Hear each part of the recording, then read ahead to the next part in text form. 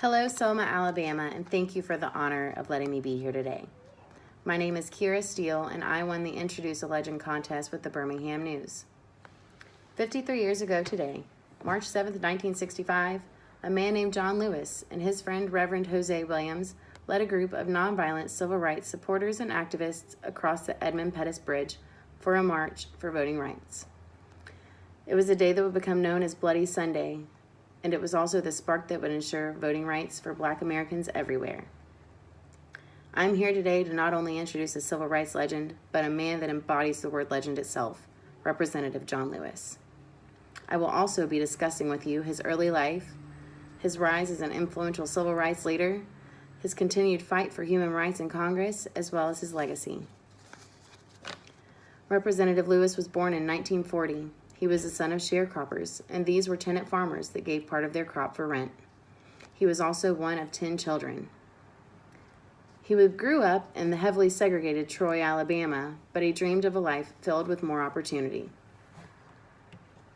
He became inspired to make a difference after hearing the speeches of Dr. Martin Luther King Jr., as well as hearing of the impact of the Montgomery bus boycott that lasted a full year. Now that we've discussed his early life, we can move on to his rise as one of the most influential civil rights leaders of all time. In college, he co-founded the Nashville Students Movement and was instrumental in the organization of such nonviolent movements such as the student sit-ins, bus boycotts, and protests for voters' rights and racial equality. As the chairman of the Student Nonviolent Coordinating Committee, or SNCC, he became one of the original 13 Freedom Riders, was named one of the Big Six leaders of the Civil Rights Movement. He participated and spoke at the March on Washington, as well as coordinated the Mississippi Freedom Summer, which was a campaign designed to get Black voters registered. However, it was his role on this day 53 years ago that gained him national attention. It was the March on Edmund Pettus that sparked the Voting Rights Act of 1965 to be introduced into Congress 17 days later and signed into law 5 months later. Now that we've discussed his astounding track record as civil rights leader, we can move on to how he's continued the fight in Congress. Representative Lewis first ran for office in 1981 and won a seat on Atlanta City Council. Then, in 1986, he won election to Georgia's 5th Congressional District and has served faithfully on this congressional seat ever since.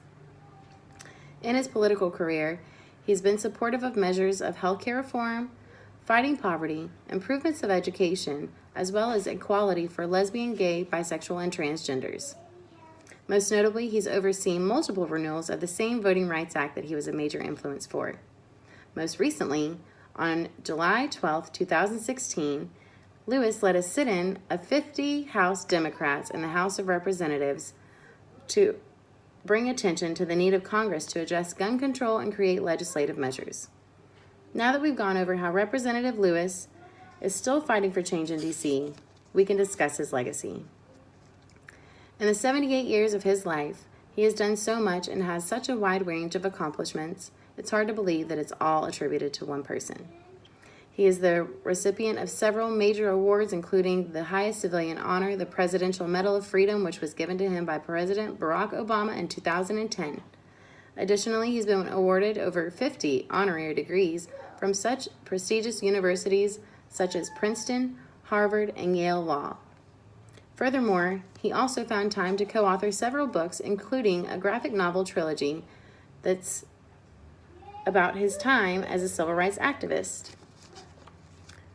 Today, we have discussed Representative John Lewis and paid tribute to him by discussing his modest upbringing, his influential role in the civil rights movement, his nearly 4-decade political career, as well as his legacy.